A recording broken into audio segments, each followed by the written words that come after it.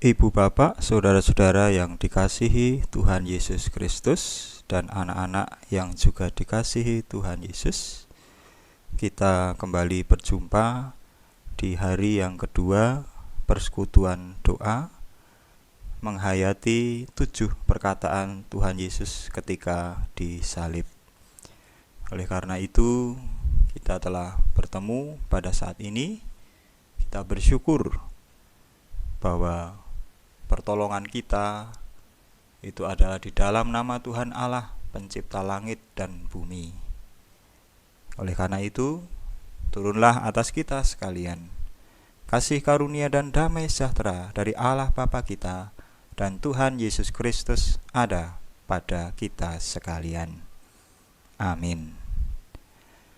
Bapak, Ibu, saudara dan anak-anak yang dikasihi Tuhan Yesus Kristus, dalam persekutuan doa menghayati 7 perkataan Tuhan Yesus ketika ada di salib, saat ini kita akan membaca, merenungkan dari Lukas 24 ayat 39 sampai dengan 43. Lukas 24 ayat 39 sampai dengan 43. Sebelum kita mendengar dan merenungkan firman Tuhan, mari kita satu di dalam doa.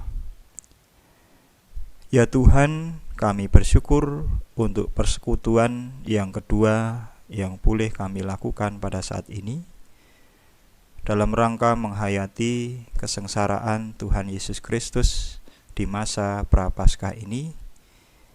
Pada hari yang kedua, kami hendak menghayati perkataan Tuhan Yesus ketika disalib.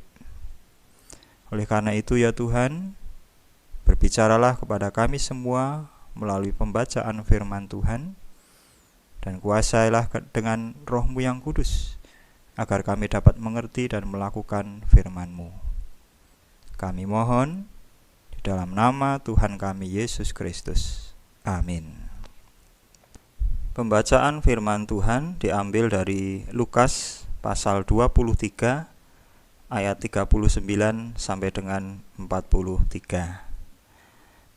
Maaf, ini ralat, yang tertulis di situ adalah Lukas 24, yang betul adalah Lukas 23 ayat 39 sampai dengan 43. Yang demikian firman-Nya. Seorang dari penjahat yang digantung itu menghujat dia, katanya, "Bukankah engkau adalah Kristus? Selamatkanlah dirimu dan kami." Tetapi yang seorang menegur dia, katanya, "Tidakkah engkau takut, juga tidak kepada Allah, sedang engkau menerima hukuman yang sama? Kita memang selayaknya dihukum, sebab kita menerima balasan yang setimpal dengan perbuatan kita. Tetapi orang ini tidak berbuat sesuatu yang salah." Lalu ia berkata, "Yesus, ingatlah akan aku apabila engkau datang sebagai Raja." Kata Yesus kepadanya, "Aku berkata kepadamu, sesungguhnya hari ini juga engkau akan ada bersama-sama dengan aku di dalam Firdaus." Demikian Injil Yesus Kristus. Yang berbahagia ialah setiap orang yang mendengar firman Tuhan dan yang mau memeliharanya. Amin. Tema yang kita renungkan diambil dari ayat tadi, yaitu yang berkata demikian, "Sesungguhnya hari ini juga engkau akan ada bersama-sama dengan aku di dalam Firdaus." Saudara yang dikasihi Tuhan Yesus Kristus, setiap orang dapat melakukan kesalahan melalui tuturan kata, perbuatan, serta niatnya. Kesalahan bisa terjadi karena disengaja maupun tanpa disengaja. Kesadaran diri bahwa manusia dapat melakukan kesalahan merupakan jalan baik untuk memperbaiki diri dan kembali ke jalan yang benar. Tanpa kesadaran itu, seseorang akan terjatuh pada kesombongan diri Akibatnya, hidup tetap berada di jalan yang salah. Pada saat penyalibannya, Tuhan Yesus berada di antara dua penjahat. Tuhan Yesus yang adalah pribadi baik dan benar itu disamakan dengan penjahat. Seorang penjahat disalibkan di sebelah kanannya, dan seorang lagi di sebelah kirinya. Dengan keberadaannya itu, banyak orang mengejek dia melalui ucapan-ucapan merendahkan. Setiap tatapan mata dan ejekan khalayak ramai itu penuh dengan penghakiman-penghakiman untuk menunjukkan bahwa Tuhan Yesus seolah penuh kesalahan. Ucapan merendahkan Tuhan Yesus tidak hanya disampaikan oleh khalayak ramai di sekitar salib, namun juga oleh salah satu penjahat yang disalibkan bersama dia. Katanya, "Bukankah engkau adalah Kristus? Selamatkanlah dirimu dan kami." Ucapan itu menunjukkan tidak adanya kesadaran diri atas setiap perbuatan yang telah dilakukannya. Ia tetap keras kepala. Hukuman tidak membuatnya jera. Di tengah hukumannya, penjahat itu masih mencela sesama orang yang dihukum. Sekalipun ia tahu bahwa Tuhan Yesus bukan orang yang bersalah, namun pengetahuannya itu tidak membuatnya mawas diri. Seorang penjahat lainnya yang disalibkan bersama Tuhan Yesus bertindak sebaliknya. Ia sadar bahwa hidupnya telah dijalani dengan kejahatan.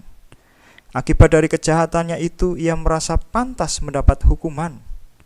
Kesadaran orang itu membuatnya membuka diri untuk melihat Tuhan Yesus. Bisa jadi selama melakukan tindakan-tindakan jahat, ia mendengar cerita tentang cinta kasih Tuhan Yesus.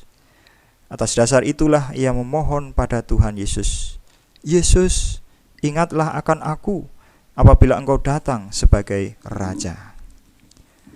Berharap agar Tuhan Yesus mengingat merupakan sebuah kerinduan supaya rengkuhan kasih Allah menjadi pembawa harapan baru.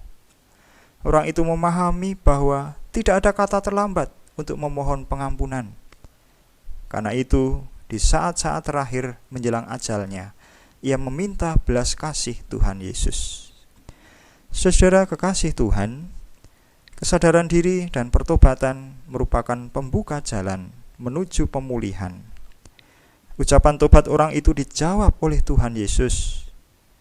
"Aku berkata kepadamu, sesungguhnya hari ini juga engkau akan ada bersama-sama dengan aku di dalam Firdaus." Lukas 23 ayat 43. Tuhan Yesus meyakinkan orang itu bahwa pertobatannya mendatangkan pemulihan serta pengharapan. Kemanusiaannya dipulihkan sebagai pribadi yang penuh belas kasih. Pengharapannya dipenuhi Tuhan Yesus dengan janji bahwa hari ini juga dia bersama Tuhan Yesus di Taman Firdaus. Avensius Rossis menyebut bahwa kata Firdaus berasal dari kata Yunani Paradeisos yang berarti taman sukacita. Dalam pemahaman orang Yahudi atau Yudaisme, kata Firdaus itu terkait dengan surga dan juga dengan masa depan ketika Allah akan memulihkan segala sesuatu untuk menyempurnakan Taman Eden.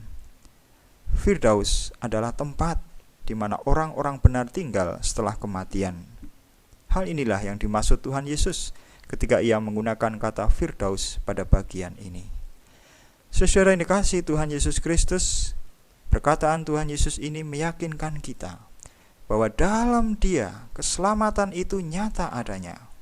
Di sisi lain, perkataan Tuhan Yesus menjadi pengingat bagi kita agar senantiasa hidup dengan rendah hati. Kerendahan hati diwujudkan melalui kesediaan mawas diri, menghindarkan diri dari keinginan merasa paling baik dan benar. Ketika melakukan kesalahan, segeralah datang pada Tuhan seraya memohon ampunannya. Tidak ada kata terlambat untuk bertobat dan memohon belas kasihan Tuhan. Amin. Mari kita satu dalam doa. Ya Tuhan, terima kasih firman-Mu meneguhkan iman kami, dan kami memohon agar kami dimampukan untuk selalu mawas diri dan hidup dalam pertobatan. Dan kami berdoa, ya Tuhan, supaya persekutuan yang kami lakukan dan kami alami bersama ini menjadi tempat belajar hidup dalam cinta kasih dan pengampunan. Ya Tuhan, kami hendak melanjutkan kehidupan kami, kasih karunia dan damai sejahtera dari Allah Bapa dan Tuhan Yesus Kristus serta persekutuan dengan Roh Kudus senantiasa bersama dengan kami semua. Di dalam nama Tuhan kami Yesus Kristus. Amin.